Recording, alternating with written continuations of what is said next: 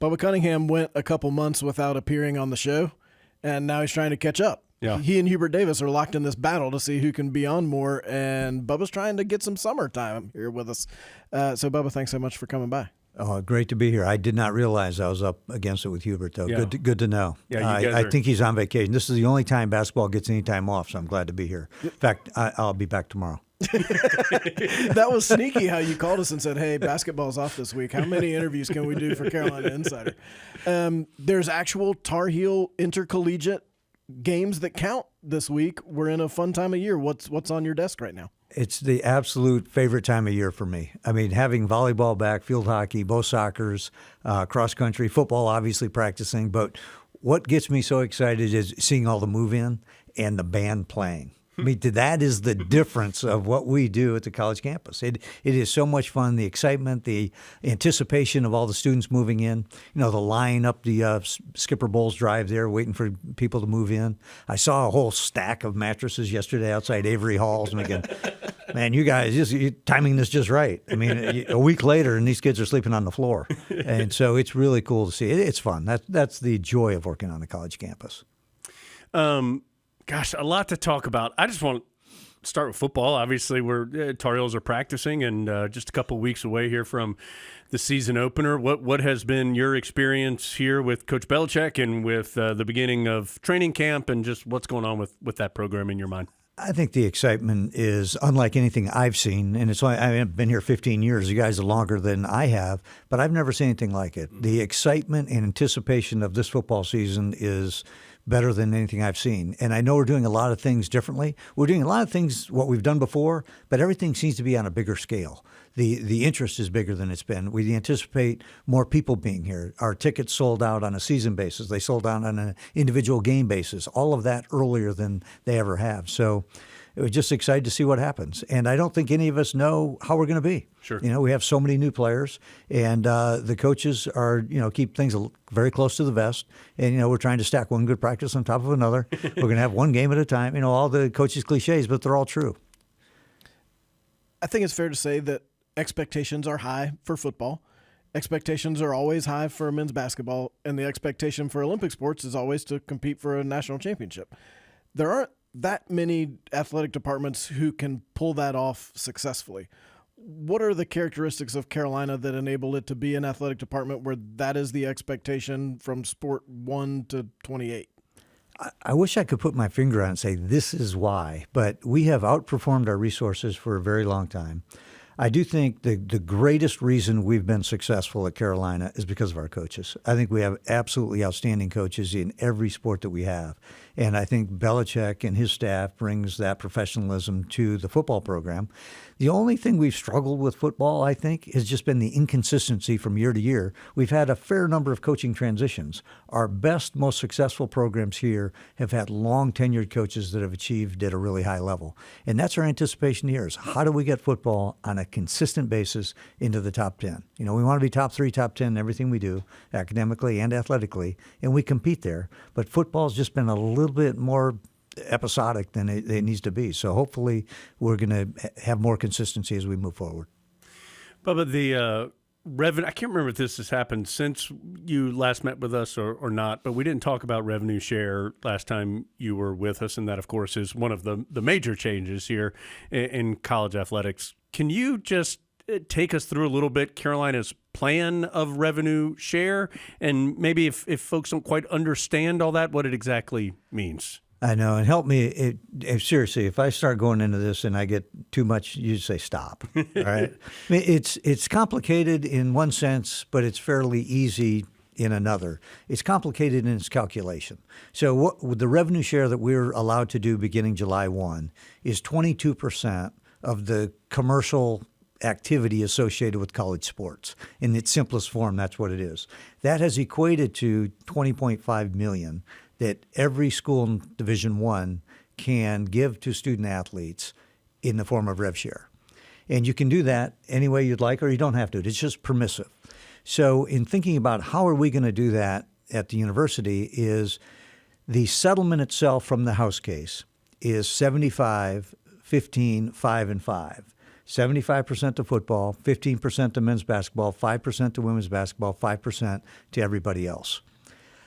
That is one way to do it, and a lot of schools are doing it that way. When I looked at how we generate commercial activity, that's not the way ours is broken down.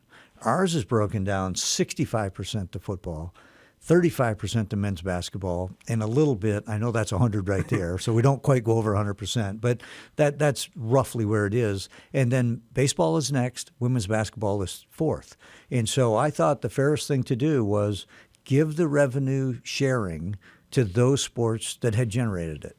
So we gave $13 million to football for this year, $7 million for men's basketball, $250,000 to baseball, and $250,000 to women's basketball. Baseball, that's about what they generated, the 22%. Women's basketball, it actually was more than they really earned. Mm-hmm. But Courtney had done an incredible job of fundraising. So her payroll, if you will, is over $1 million this year for the women's basketball team. So that's very competitive with some of the top programs in the country. So I feel like we tried to match who generated the money, their team got it, and we tried to match what is our competition and where are they. And so we're going to readjust after this year and see where we need to go into the future. But that's how we made the allocation this year. Some schools have been very upfront about that allocation, and some schools have not wanted to talk about that allocation at all. What were some of the competitive reasons and other reasons that you felt like it was okay to say this is the formula that's being used?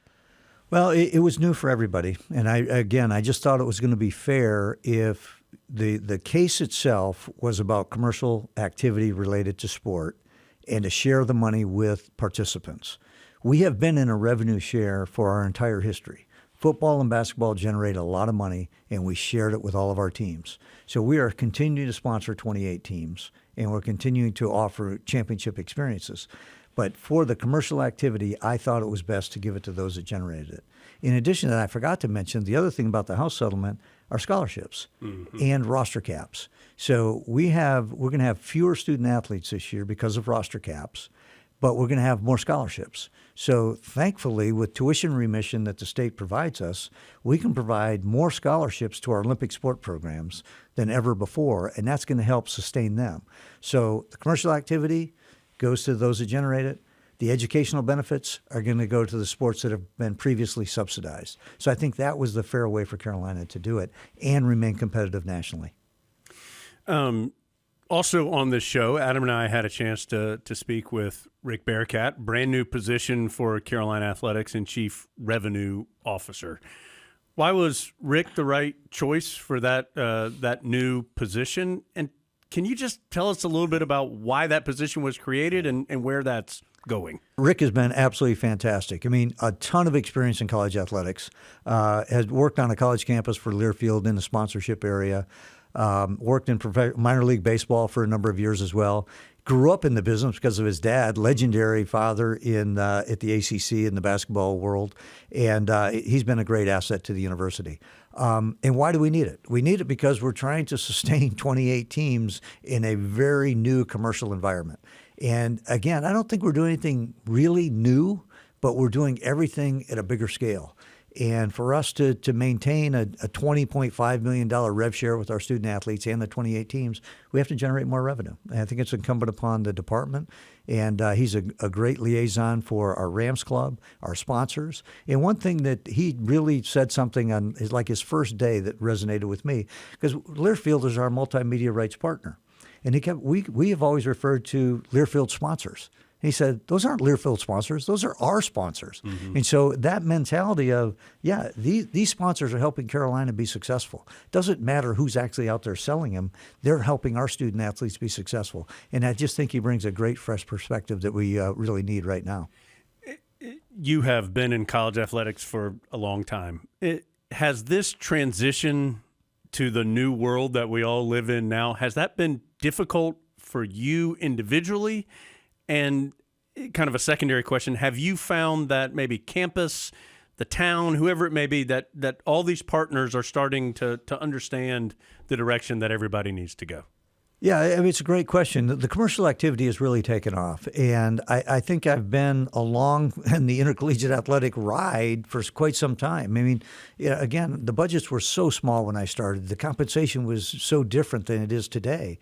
So what we talk about a lot in here, and you and I have talked about this, the commercial activity, conference affiliation, revenue, all media rights, all of that stuff, I don't talk about that much at all, except for in settings like this, or try to explain where we're going. The most important thing we do is we provide educational opportunities for kids to go to college, play a sport, and get a great degree. That's where I really try to spend all of my time. A big chunk of my time now is spent on the economics behind it, because if you don't have a solid economic plan, it's just a dream. And we can finance our dream. But the university does understand the complexity of what we're doing. It understands we have a highly visible program that's very expensive to run. 2 teams generate all the money for everybody else. And if we're going to continue to have 28 teams, we need campus buy-in, campus support, and the campuses really embrace that. And it really, I think we've talked about that. It started in COVID, when we didn't have revenue, but we wanted to maintain the sports at championship level. So now we're in a different position, and we've got to continue to have that campus buy-in, and we have to be great campus partners as well. How does our athletic department make the university better? How do we help arts and sciences? How do we help the School of Pharmacy? How do we help the library? It's a partnership with campus. And I've mentioned it before, when I first started, the tension on campus was time. The tension was that how much time you can allocate to your sport versus your studies. Now there's economic tension. How much money are we going to invest in this co-curricular activity that's going to benefit the university, and how do we best spend that money? Something you've mentioned in here several times with us is providing championship experiences to student athletes. Has what's required to do that changed during this course of time we're talking about, and what is required to do that now? Well, it's always going to be resource allocation. So in the beginning, you want to make sure that you're fully funded with the appropriate number of scholarships that had limits by the NCAA. You wanted to make sure that you had a full complement of coaches. Then you had recruiting. Then you had facilities. So we've built all of those things. Now we're into revenue share, so we have to create NIL opportunities for those that aren't participating in rev share. We have to provide additional scholarships for those sports that now have greater scholarship counts. I mean, baseball went from 11-7 scholarships last year to 34. So even though they're not getting a ton of money in rev share, they have a great opportunity to attract talent. And talent is what we all need. We're always in a fight for really elite talent, whether it's in the expertise that maybe a Bearcat brings to us, it's expertise that a particular position brings to a baseball team. So we're in a fight for talent. Last time we spoke with you was you were announcing the eventual transition at the AD position with Steve Newmark. Steve is now here at Carolina. How are things going with that process, and how's things starting off there? Starting out great. Steve's been just wonderful to work with. I think he's building great relationships with folks around campus. Interestingly, growing up in Chapel Hill, he knows a lot of people in Chapel Hill. He doesn't know very many at all in college athletics. So part of my job this year is trying to, open up my contact list to him so he can fully understand intercollegiate athletics on a ACC basis and a national basis, but locally has a lot of relationships. I think he'll do exceptionally well with our coaches. I think he really, since he grew up here, he values the broad-based program. He came to campus, came to a lot of games as a youngster, and now he has an opportunity to really develop personal relationships with the coaches and the students and then lead them into a new future. And I think we'll just have great continuity. And I do think if we talked about, why are some of our programs so successful? Because they have continuity of leadership. And this gives us a year to work together, and then he can take it into a direction that he thinks is most appropriate going forward. A lot of people coming into college athletics from outside of college athletics, both at Carolina and everywhere. What are the core couple things of college athletics that even when we're sitting here in 5 years and you come by and you're like, hey, can I be on the pod again? You would be disappointed if these core things are not still a part of it through all the change, through all the new people, through all the new influences. Well, first and foremost, it has to be tethered to education. I mean, that's what we're here for. We're here to have kids come to college, get an education, participate in a sport. That's the primary thing. It has to be that way. In addition to that, what I need to work on in the next couple of years on behalf of the institution and behalf of the industry, how do we create something that's legally defensible? Because we are just in court all the time. And then the third piece is, how is it financially sustainable? So if we can do those three things, then I think we'll be very successful long-term as an industry and as an institution. And I hope to be able to support the chancellor and Steve and our student athletes and coaches in that process going forward, because it is still uncertain, and it will be uncertain for a couple more years. And maybe if we can provide some clarity of what it should look like at the end, we can build back and build a path to get there.